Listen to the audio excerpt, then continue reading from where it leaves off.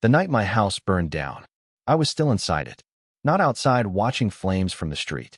Not standing safely with neighbors. I was asleep in my own bed when the wall beside me started cracking like dry twigs in a campfire, and the smoke hit my throat before my brain even understood what was happening. And the man responsible for it sat 10 feet away from me in court a week later, smiling like we were both there for a zoning dispute. My name is Emily Carter. I and Oppos, am 35 years old, an insurance field adjuster in Mesa, Arizona, and until last year, I lived in the same one-story ranch house my parents bought in 1972.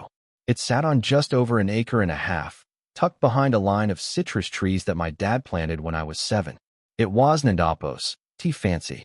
The kitchen cabinets were older than me, the porch light buzzed every summer, and the driveway cracked like dry lake bed when the heat hit 115. But it was home. My dad used to say land wasn't Oppos, tea about money. It was about stubbornness. End quote. Developers buy land because they want something, end quote. He and Oppos, tell me while we fix sprinklers or trim trees. End quote. Families keep land because they remember something, end quote. My father, Robert Carter, worked as a fire captain in Maricopa County for 32 years. The kind of guy who could walk into a burned building and tell you exactly where the fire started just by looking at the pattern on the walls. He died 4 years ago from a heart attack while fishing at Roosevelt Lake. And ever since then, that house was the last place that still felt like him. Then the developers showed up. About a year and a half ago, a company started buying up properties around our neighborhood. Quietly at first, a couple of empty lots, then 2 rental houses. Then suddenly they were knocking on doors with folders and contracts and big smiles. The project was called Desert Willow Estates. Gated entrance, artificial lake, clubhouse. All the buzzwords that sound impressive until you realize they and Oppos. Just selling the same dirt you already live on, with fancier fences. Most of the neighbors sold pretty quickly. Some of them were older, some wanted the cash, some just didn't, and Oppos want to deal with construction noise for 2 years. But my house sat right in the middle of the land they needed, which is when I met Nathan Caldwell. Now Nathan wasn't Oppos, technically a developer. On paper, he was the attorney representing the new homeowners association they planned to create for the subdivision. But everybody knew he was the guy running the show. Early 40s. Perfect haircut. Always wearing those expensive casual blazers like he was about to host a real estate seminar. The first time he came to my door, he carried a folder and a friendly smile. End quote. Miss Carter, end quote. He said, shaking my hand like we were old friends. End quote. I represent Desert Willow Holdings. We and Oppos, love to discuss acquiring your property, end quote. I remember leaning against the doorframe and saying, end quote, you and half the county, end quote. He chuckled like that was charming. Inside the folder was the offer, $290,000. Now here and Oppos. That's the thing. Even someone who doesn't and Oppos work in insurance could tell that number was ridiculous. Land in that area was already pushing close to $500,000 for parcels that size. I looked up at him and said, end quote, you missed a digit, end quote. He smiled again, but this time it was tighter, end quote. It and Oppos. A very competitive offer considering the upcoming development, end quote. End quote. Competitive for who? End quote. There was a pause then. One of those quiet little moments where politeness starts peeling off the surface of a conversation. He closed the folder slowly. End quote. Look, end quote. He said, lowering his voice like we were negotiating secrets, end quote. Eventually this entire area will be under the HOA. Infrastructure changes, zoning updates, access roads, properties that remain outside the development often become inconvenient, end quote. End quote. Inconvenient for who? End quote. I asked again. End quote. For everyone, end quote. I shrugged. End quote. My dad used to say inconvenience builds character, end quote. Nathan studied me for a second, then gave that polished smile again. End quote. Think about it, end quote. He said, handing me his card. End quote. These opportunities dawn and Oppos, last forever, end quote. I never called him back. 2 weeks later the offers started coming by mail instead. 300,000, 310, 325, each letter a little more impatient. Then one afternoon Nathan showed up again, this time without the friendly folder. We stood in the driveway while a bulldozer worked 2 properties down the road. End quote. Emily, end quote. He said, like we were co-workers now, end quote. You and Apos, remaking this harder than it needs to be, end quote. End quote. I didn't end Apos. T realized selling my house was a group decision, end quote. End quote. You could walk away with a nice check and a clean slate, end quote. End quote. I already have a house, end quote. I told him, end quote. And a slate, end quote. His jaw tightened, end quote. You and Apos. LL regret being the last holdout, end quote. I remember crossing my arms and saying something that probably wasn't Apos. T very strategic, end quote. If you and Apos, planning to threaten me, at least be creative, end quote. His eyes hardened just a little, end quote. I and Apos am not threatening you, end quote. He said calmly, end quote. I and Apos am predicting the future, end quote. Then he got into his SUV and drove away. That was the last time we spoke face to face before the fire. November 18th, 3:40 in the morning. I woke up because something popped in the wall behind my bed, like someone snapping a thick piece of wood. At first I thought it was the water heater or maybe a power surge. Then I smelled smoke. You know how people always say smoke smells like campfire? That and Apos, that's not what house fire smoke smells like. It and Apos, that's heavier, bitter, like burning plastic and old paint and drywall dust all mixed together. I sat up and saw an orange glow bleeding through the hallway. And suddenly the wall beside my bed made another cracking sound, louder this time. The paint started blistering. My brain finally caught up with reality. The house was on fire, and it was spreading fast. I grabbed my phone off the nightstand, pulled on the first pair of jeans I could find, and ran barefoot down the hallway while the smoke alarms started screaming overhead. By the time I got to the front door, the living room ceiling was already filling with thick black smoke.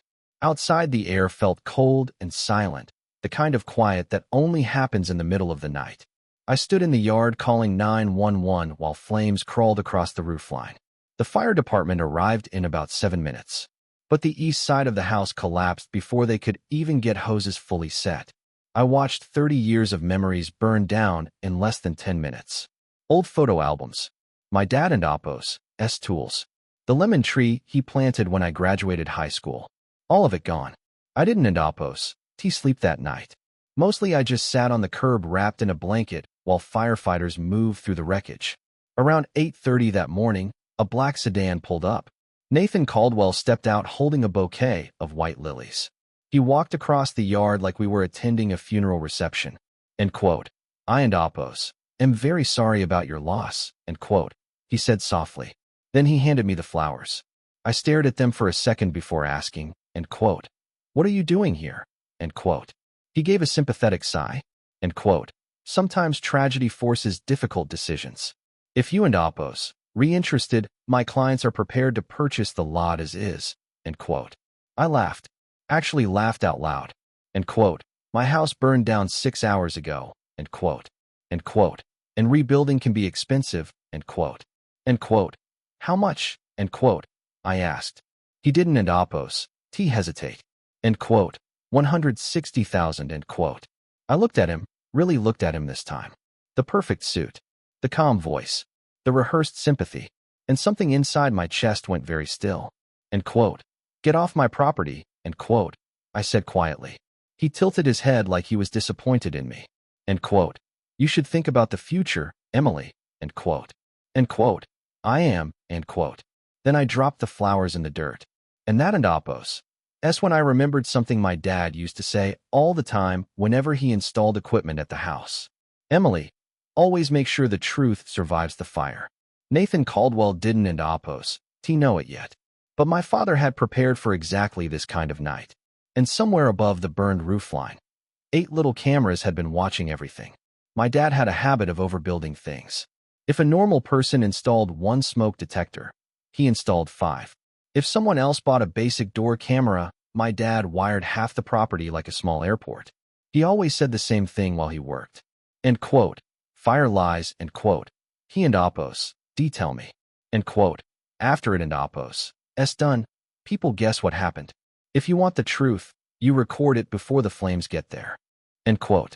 Back in 2017, after a suspicious brush fire hit a property 2 streets over, he decided our place needed a, end quote, proper system. End quote. His words, not mine. 8 security cameras. Commercial-grade housings. Heat-resistant up to 1200 degrees. All wired to a cloud server that uploaded footage every 30 seconds. At the time, I teased him about it. End quote. Dad, who do you think is coming after our lemon trees? End quote. He just smiled and tapped one of the camera casings with a screwdriver. End quote. Nobody plans for trouble. That and oppos.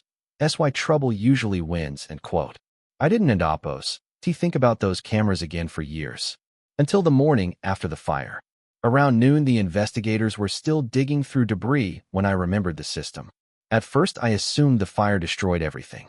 But the storage unit was mounted in a reinforced steel box on the outside of the garage wall, and the footage automatically backed up online. My hands were shaking a little when I logged into the account on my phone. Mostly because I wasn't oppos.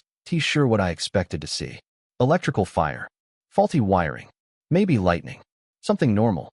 Something random. I scrolled back to the early hours of the morning. 3:20 a.m.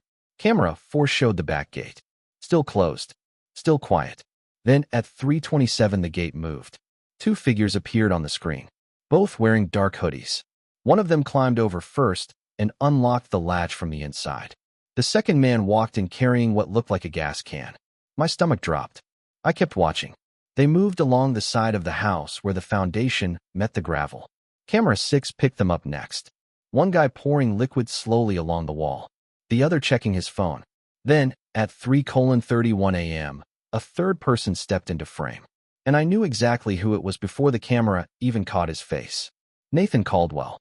He wasn't oppos. Wearing a hoodie. Just jeans and one of those same expensive casual jackets he always liked. The footage had audio too. Not perfect, but clear enough. Nathan crouched near the foundation line while one of the men finished pouring the accelerant. Then he said something that made my throat go completely dry. End quote. Make it look electrical. End quote. One of the guys laughed nervously. End quote. You sure she ain't oppos. Home. End quote. Nathan shrugged. End quote. Insurance will handle it either way. End quote. Then he struck a match. Just like that. No hesitation. No panic. Just a tiny orange flame between his fingers. He dropped it into the trail of fuel. The fire flashed up instantly, racing along the side of the house like someone had lit a fuse. The 3 of them turned and jogged toward the gate. Camera 4 caught Nathan and oppos. Last words before they disappeared. End quote. Problem solved. End quote. I watched the clip 3 times. Not because I didn't end oppos. Believe it. Because I did. Every second of it. My hands were cold, even though the Arizona sun was already climbing past 90 degrees. I called the fire department investigator assigned to the scene. His name was Marcus Hale. Turns out Marcus had worked with my dad years earlier when they were both assigned to wildfire response teams. When I told him I might have footage, he didn't end oppos. He even let me finish the sentence. End quote. I end oppos. Am on my way. End quote. He arrived 20 minutes later carrying a laptop and a portable drive. We sat on the tailgate of his truck while I pulled up the video. Marcus didn't end oppos. Speak while it played. He just leaned forward with his elbows on his knees. Watching. Rewinding. Watching again. When the match hit the fuel trail, he leaned back slowly and let out a long breath. End quote. Well, end quote. He muttered, end quote. That and oppos. S about the clearest arson case I and oppos. VE seen in a decade. End quote. I swallowed. End quote. You recognize him? End quote. Marcus nodded once. End quote. Oh yeah. End quote. He paused the video right on Nathan and oppos' face. End quote. That man just lit himself an 18-year prison sentence. End quote. The next 6 hours moved faster than the entire night of the fire. Marcus contacted the county arson unit. They pulled copies of the footage directly from the cloud backup. By evening, a warrant was issued. But the investigation didn't and oppos. Stop with the video. Turns out Nathan Caldwell had been busy. Really busy. Detectives subpoenaed his emails, bank records, phone logs. And the deeper they dug, the worse it looked. About 3 weeks before the fire, Nathan had emailed several investors tied to the Desert Willow project. The subject line read, Land Consolidation Update. Inside the message, he wrote something that would eventually get repeated in court more times than I could count. End quote. Remaining property issue will be resolved before year end. End quote. That end quote. Remaining property end quote. was mine. Then there were the payments. 2 cash withdrawals totaling $6,000 made 3 days before the fire. Surveillance footage from a gas station ATM showed Nathan handing envelopes to 2 men matching the camera footage. It took detectives less than 48 hours to find them. Turns out criminals hired for $6,000 are not the most loyal employees. Both men confessed almost immediately. One of them even laughed while telling the story. End quote. Said it was just insurance fraud. End quote. He told investigators. End quote. Thought the lady already moved out. End quote. That part stuck with me for a while. Thought the lady already moved out. Like my entire life was just a scheduling error. By the end of the week, Nathan Caldwell was arrested at his law office. The local news stations ran the footage that same night. I watched it from the couch in a temporary rental house provided by my insurance company. Seeing your own home burn on television is a strange experience. But seeing the man who caused it standing in handcuffs outside a courthouse, that felt different. The story exploded across the county, partly because of the video, partly because of the HOA. Homeowners associations already have a reputation for petty drama and neighborhood power trips. But attempted arson to force a land sale? That was new territory. And once the footage went public, people started looking a lot closer at Desert Willow Estates. Turns out my situation wasn't the only aggressive negotiation Nathan Caldwell had been running. Several homeowners reported pressure tactics, threats about zoning access, claims their property would be, end quote, landlocked, end quote, if they didn't sell. Within 2 weeks, 34 families filed a civil lawsuit against the development company and the HOA board. Their insurance carrier dropped coverage almost immediately. Without insurance, the HOA couldn't legally operate. Construction loans froze. Contractors pulled out. The entire project started collapsing like dominoes. Meanwhile, Nathan sat in county jail waiting for trial. Arson, conspiracy, insurance fraud, attempted murder. The last charge surprised even me. But Marcus explained it in simple terms. End quote. You lit a house on fire knowing someone might be inside. End quote. He told prosecutors. End quote. That it's not property damage. That it's attempted homicide. End quote. Nathan and Apo's legal team tried everything. They claimed the footage was manipulated. They argued he was only present after the fire started. They even tried blaming the 2 men he hired. But video doesn't lie well under cross-examination. And neither do bank transfers. The trial started in early February. I sat through every day of it. Not because I enjoyed it, but because something about watching the process felt important. Like closing a door properly. Nathan looked different in court. Still polished. Still confident. But the smiles were gone. When the jury watched the security footage, the courtroom went completely silent. Even Nathan and Apo's own attorney looked tired. The clip played twice. The match. The flames. End quote. Problem solved. End quote. Marcus testified about the accelerant patterns. The investigators explained the financial trail. And then the 2 men Nathan hired took the stand. Neither of them tried to defend him. One even shrugged while answering questions. End quote. Guy said burn the place. We burned the place. End quote. 3 weeks later, the jury deliberated for 4 hours. Then they came back. Guilty on every count. Arson in the first degree. Criminal conspiracy. Insurance fraud. Attempted murder. Nathan Caldwell stood perfectly still while the verdict was read. Like he couldn't quite believe the story had turned on him. But the most interesting part didn't happen in the courtroom. It happened afterward. Because while Nathan and Apo's empire was collapsing, the land he tried so hard to control was about to change hands in a way nobody expected. Not the developers. Not the HOA. And definitely not Nathan Caldwell. Sentencing happened about a month later. By that point, the whole Desert Willow project looked like a ghost town. Half-finished roads, construction fences blowing in the wind, a decorative entrance sign that now led to absolutely nothing. Nathan Caldwell stood in court wearing the same calm expression he and Apo's worn the day he handed me those lilies. But calm looks different when you and Apo's standing in front of a judge who just watched you set a house on fire on video. The prosecutor didn't and Apo's need dramatic speeches. The footage spoke for itself. Still, she said something during closing that stuck with me. End quote. This wasn't Apo's desperation. End quote. she told the judge. End quote. This was strategy. Mr. Caldwell believed property ownership was an obstacle he could simply erase. End quote. Nathan and Oppos. S. attorney argued the fire wasn't Oppos. T meant to harm anyone, that it was a reckless financial decision, not a violent one. The judge didn't and Oppos. T seemed impressed. End quote. You struck a match next to someone in Oppos' bedroom. End quote. He said flatly. End quote. Let and Oppos' not pretend this was paperwork. End quote. Then he delivered the sentence. 18 years, plus restitution for damages totaling just over $1.4 million. The courtroom stayed quiet for a long moment. Nathan didn't and Oppos. T look at me when the bailiff led him away. Which, honestly, was fine. I wasn't and Oppos. T there for revenge. At least that and Oppos. That's what I told myself. Mostly I was there because I needed to see the ending. But the story didn't end Oppos. T actually end in that courtroom. In a weird way, it was just getting started. Because when Nathan Caldwell went to prison, he left behind a giant financial mess. The Desert Willow development had borrowed heavily to buy up land around our neighborhood. Construction loans, investor funding, HOA operating accounts.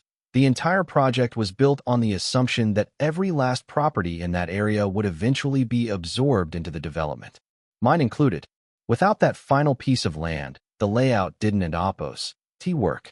Road access didn't end Oppos. T line up. Drainage plans failed inspection.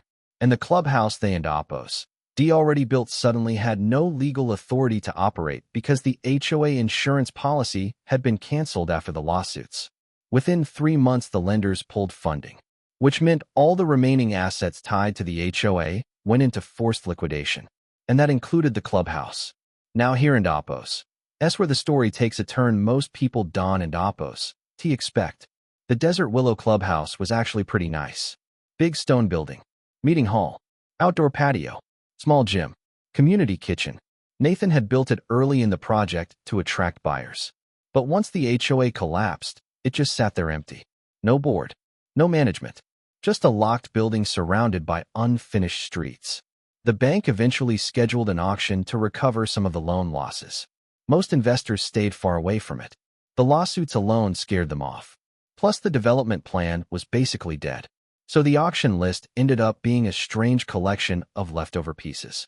Office furniture, maintenance equipment, a half-finished irrigation system, and the clubhouse property itself. Estimated value was close to $900,000, which sounds impressive until you realize nobody wanted the legal headache attached to it. The day of the auction, I almost didn't end Oppos. T go. Honestly, the whole situation had already drained me emotionally. Between the fire, the insurance process, the court hearings, I was tired. But Marcus Hale called me the night before. End quote. You should come take a look. End quote. He said. End quote. Why? End quote. End quote. Because sometimes the end of a bad story creates a very interesting beginning. End quote. So the next morning I drove out to the development site. About 20 people stood around the folding tables where the auction paperwork was being handled. Most of them were contractors hoping to buy equipment cheap. The clubhouse listing came up near the end. The auctioneer read the starting price. $200,000. Silence. He lowered it. $150,000. Still nothing. People looked around like someone else should step in. Finally, he sighed. End quote. All right. We and Oppos. LL opened bidding at $75,000. End quote. I Don and Oppos. T fully remember raising my hand. It just kind of happened. The auctioneer nodded. End quote. 75,000. Do I hear 80? End quote. Nobody spoke. A few people glanced at the property map, then shook their heads. Too much legal uncertainty. Too many lawsuits. Too much unfinished infrastructure. The auctioneer counted slowly. End quote. Going once. End quote. Wind rattled the plastic signs near the parking lot. End quote. Going twice. End quote. Still silence. End quote. Sold. End quote. $75,000. For a building that originally cost nearly $1 million to construct. The paperwork took about 2 weeks to finalize. During that time, my insurance settlement came through for the house fire. Between the policy payout and some savings, the purchase worked. So suddenly, I owned the Desert Willow Clubhouse, which was ironic considering the HOA that tried to force me out of the neighborhood. For a while, I wasn't Oppos, to even sure what to do with it. The building sat about half a mile from my rebuilt house. I drove past it one afternoon while the sun was setting and just parked outside for a few minutes. The place felt quiet, almost peaceful. Then an idea started forming. See, the original HOA plan had required residents to pay monthly membership fees to use the clubhouse facilities. Pool access, meeting rooms, event space, typical HOA stuff.